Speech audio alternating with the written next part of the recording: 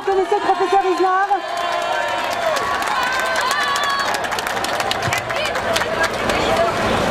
Alors pour ceux qui ne connaîtraient pas encore le professeur Philippe Isnard, vous êtes, monsieur le professeur, actuellement suspendu de l'éducation nationale parce que vous avez osé alors que dans votre métier, on vous avait donné l'obligation d'organiser des débats sur des grands sujets de société. Vous avez choisi l'avortement. Et en septembre et en octobre dernier, vous avez donc organisé de vrais débats où vos élèves ont pu avoir des éléments pour l'avortement et contre l'avortement. Suite à quoi, vous avez été suspendu pour 4 mois de l'éducation nationale. Alors Philippe Isnard,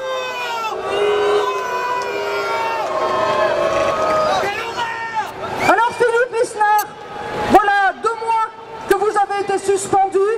Quelle est votre situation actuellement? Alors je suis toujours suspendu évidemment.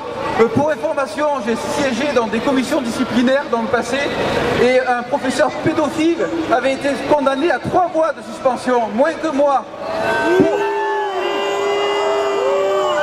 Pour l'État français, pour l'éducation nationale, violer un enfant est moins grave que parler de l'avortement, que critiquer l'avortement. Voilà les gens qui nous gouvernent.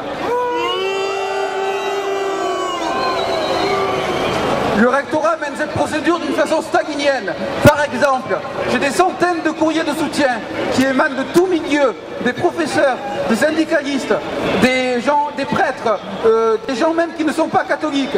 Ces gens protestent. Vous savez ce que deviennent tous leurs courriers de protestation? On les met de côté. On ne veut pas les utiliser dans le dossier. Par contre, il y a 6 lettres seulement qu'ils ont à décharge contre moi. Ils les ont anonymées pour les protéger et ils les joignent dans le dossier.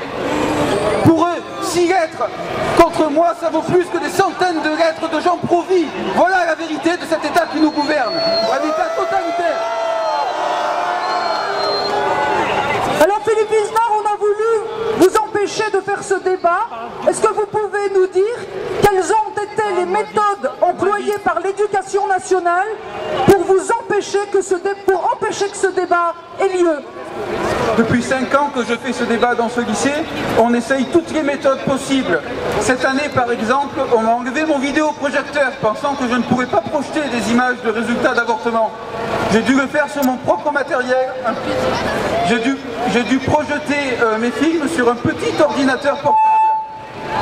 On a été donc jusqu'à m'enlever mon vidéoprojecteur. On a fait pression sur moi. On a interrompu mes classes. Le proviseur n'hésitait pas à interrompre mes cours pour essayer d'empêcher ce débat.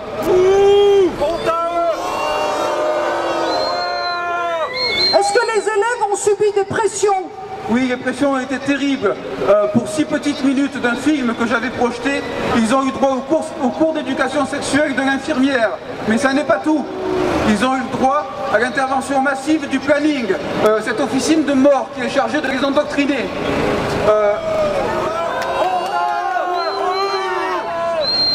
Et le planning a même été, puisque ça ne suffisait pas, à revenir à la charge et à les prendre par petits groupes de 5 élèves pour mieux les convaincre que je leur avais menti et essayer de les endoctriner à nouveau. Suite à ça, ça ne suffisait toujours pas. Alors qu'est-ce qu'on a fait? On a appelé en renfort la cellule de soutien psychologique du rectorat, rien moins que ça. Parce que les élèves étaient soi-disant traumatisés par les images d'avortement que j'avais montrées. Vous savez combien d'élèves ont fait appel à la cellule de soutien psychologique du rectorat? 0, aucun élève. Mesdames et messieurs, avancez s'il vous plaît sur la place, avancez car les derniers manifestants n'arrivent pas à entrer, donc venez devant les marches de l'Académie nationale de musique, de l'opéra, avancez derrière le podium. On est avec toi Philippe, on est avec toi. Alors Philippe Isnard, vous avez été jeté en pâture aux médias alors que votre fils était entre la vie et la mort. Vous avez été suspendu, on vous a insulté, vous avez été calomnié pour simplement avoir montré la vérité, pour avoir organisé un